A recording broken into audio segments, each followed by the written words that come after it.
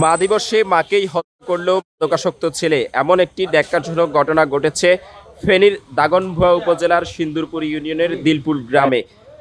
এশার নামাজের আগে পরে ঠিক ৮টা থেকে ৯টার মধ্যে যে কোনো একটি সময়ে এই হত্যাকাণ্ডের ঘটনা ঘটেছে বলে এলাকাবাসী জানাচ্ছেন।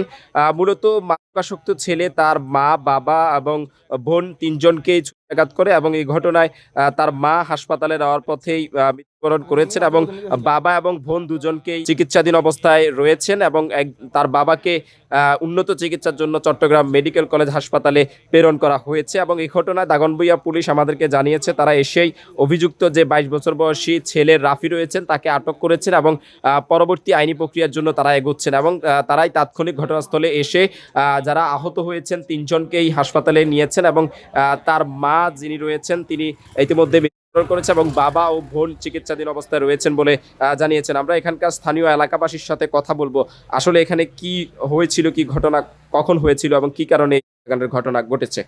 আপনার এই বিশেষ করে ওই আমার চাচাতো ভাই হয় ওনাই মোশাররফ হোসেন রাফি, ওনারা মা বাবা মিলে চারজনের সংসার একাই নিজুম এখানে।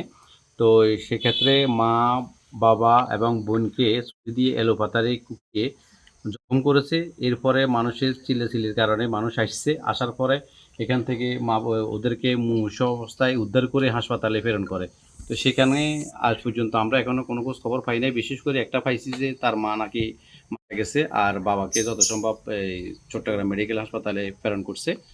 এদিকে এখন আর ছেলেকে পুলিশ, দাগনভূঞা থানার পুলিশ এবং মুন্সিয়াটের পাড়ি থানার পুলিশ ইনচার্জ আসি তাকে গ্রেফতার করে সরাসরি দাগনভূঞা থানা নিয়ে গেছে। কতক্ষণে ঘটনাটা ঘটেছিল? ঘটনাটা মূলত ৭টার থেকে শুরু হয়েছে, এতটুকুই।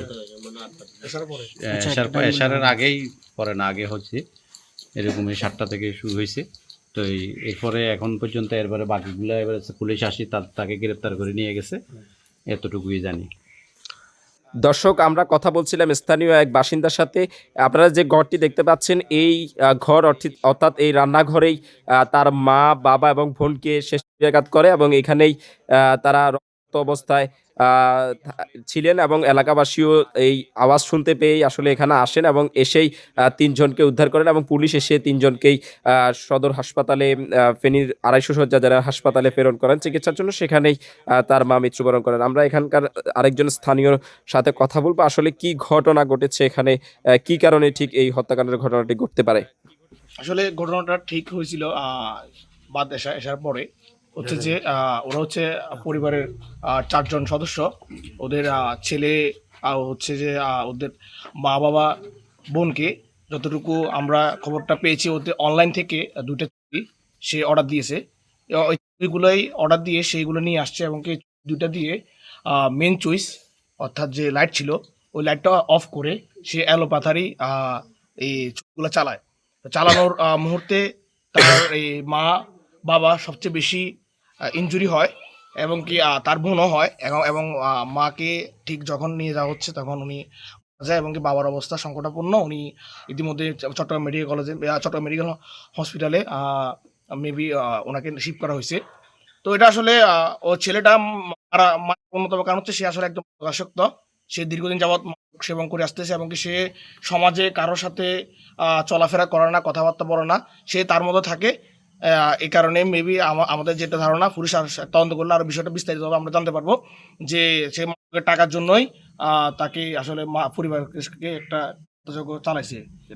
দর্শক, মা দিবসে মাকে হত্যাকাণ্ডের এই ঘটনা ইতিমধ্যেই ফেনীর দাগনভূঞার এই এলাকায় চাঞ্চল্য সৃষ্টি হয়েছে এবং এই ঘটনায় স্থানীয়রা যেটি মনে করছেন যে মূলত মাদকই আসলে এই হত্যাকাণ্ডের কারণ এবং এই মাদক এই এলাকায় অনেক বেশি পরিমাণে রয়েছে এবং প্রশাসন আসলে এই এর বিষয়ে তেমন কোনো অভিযান পরিচালনা করে না বলে এখানকার স্থানীয়রা অভিযোগ করছেন। যদি প্রশাসন সঠিকভাবে এই মাদকের বিরুদ্ধে অভিযান পরিচালনা করত তাহলে আজকের এই দিনটি দেখতে হতো না বলে এখানকার স্থানীয়রা অভিযোগ করছেন এবং এই ঘটনা ইতিমধ্যে কিন্তু এই এলাকা সহ পুরো ফেনী জুড়েই একটি চাঞ্চল্য সৃষ্টি হয়েছে। মা দিবসে এই মাকে হত্যাকাণ্ডের মতো ন্যাক্কারজনক একটি ঘটনা ঘটেছে এবং অভিযুক্ত যে ছেলে রয়েছে রাফি তাকে ইতিমধ্যেই আটক করা হয়েছে এবং সে স্বীকারোক্তিও দিয়েছে এই হত্যাকাণ্ডের বিষয় এবং তাকে আটক করে পরবর্তী আইনি প্রক্রিয়ার দিকে এগোচ্ছে দাগনভূঞা থানা পুলিশ।